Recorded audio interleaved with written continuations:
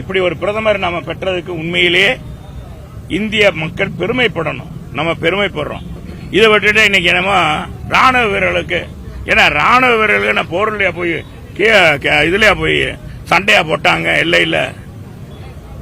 தொழில்நுட்ப வளர்ச்சி இந்த கருவியெல்லாம் வாங்கி கொடுத்தது மத்திய அரசு. வணக்கம்.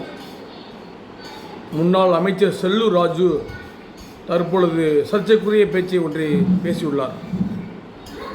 அதாவது இராணுவ வீரர்கள் இந்த இந்தியா பாகிஸ்தான் போரில் அவங்க பெருசாக போர் புரியலை, எல்லையில் நின்றா போர் புரிஞ்சாங்க அப்படி சொல்லி அவர்களை கேவலப்படுத்தும் விதமாக, அவர்களது கடமையை கொச்சைப்படுத்தும் விதமாக, தனது ஊழல் செய்து சேர்த்த அந்த பணத்தை பாதுகாத்து கொள்ள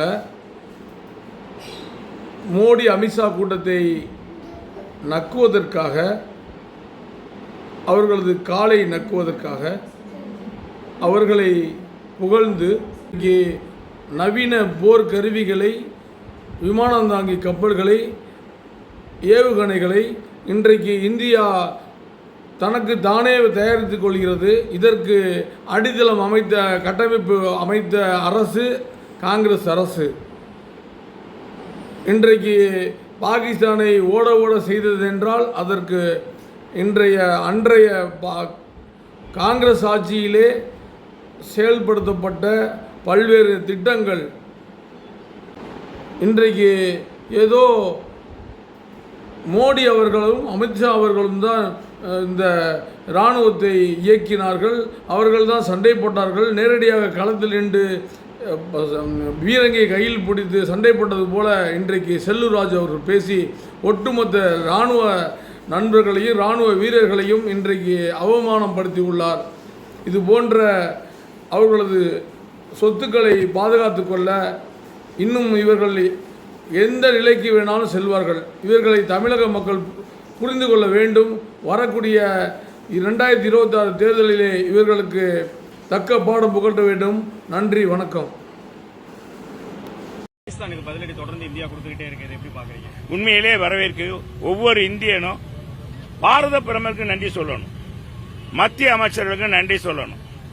இந்த அனுபவம் சொல்றாங்க இல்லையா, வயதானவங்க, அந்த வயதானவங்க அமைச்சர்கள், ராஜ்நாத் சிங்கா இருக்கட்டும், நம்ம உள்துறை அமைச்சர் அமித்ஷாவா இருக்கட்டும், இவங்களையெல்லாம் வச்சு இது பண்ற நம்முடைய பாரத பிரதமர் மோடிஜி அற்புதமான பணி. நேற்றைக்கு முன்தினம் நேற்றைய தினம் தூங்காம கண் விழித்து இந்த ராணுவ வீரர்களுடைய நடவடிக்கையை உன்னிப்பாக கவனிச்சிருக்காரு வீடியோ மூலமாக. பாரத பிரதமர் இப்படி ஒரு பிரதமர் நாம பெற்றதுக்கு உண்மையிலேயே இந்திய மக்கள் பெருமைப்படணும். நம்ம பெருமைப்படுறோம். இதை விட்டுட்டு இன்னைக்கு என்னமோ ராணுவ வீரர்களுக்கு, ஏன்னா ராணுவ வீரர்களுக்கு நான் போர்லையா போய் இதுலயா போய் சண்டையா போட்டாங்க எல்லையில். தொழில்நுட்ப வளர்ச்சி இந்த கருவியெல்லாம் வாங்கி கொடுத்தது மத்திய அரசு. வாங்கி கொடுத்தவர் பாரத பிரதமர், கேட்டவர் ராணுவ அமைச்சர் ராஜ்நாத் சிங், உள்துறை அமைச்சர்கள். இவர்கள் தான் எந்தெந்த இது வாங்கணும், நம்ம ஆயுதங்கள் எப்படி தாக்கலாம், எதிரிகள் வந்தா எப்படி தாக்குவது என்பதை அவங்க தான் உன்னிப்பாக. முதல்ல நீ பாராட்ட வேண்டியது யார? பாராட்ட வேண்டியது பாரத பிரதமர். அதை விட்டு ராணுவ வீரர்களுக்கு பாராட்டு தெரிவிச்சு திமுக என்ன நாடகம் ஆடுறாங்க பாருங்க. இவங்க நாடகம் ஆடுறதுக்கு ஒரு எல்லையே இல்ல. நாட்டு மக்கள் ஏற்றுக்கொள்வாங்களா? சரி, இதே ஸ்டாலின் விட்டு அங்க இருக்கிற நம்ம செக்ரட்டரி இவங்களை பாராட்டி ஒரு ஊர்வலம் நடத்தினா என்ன ஆகும்? என்ன அர்த்தங்கட்டத்தனமா இன்னைக்கு பேரணியா? இதெல்லாம் ரொம்ப மோசம். மக்கள் இந்த நாடகத்தை இது மாதிரி ஸ்டாலின் நடத்துற நாடகங்கள்லாம் நிறுத்திக் கொள்ளணும்னு கேட்டுக்கிறேன்.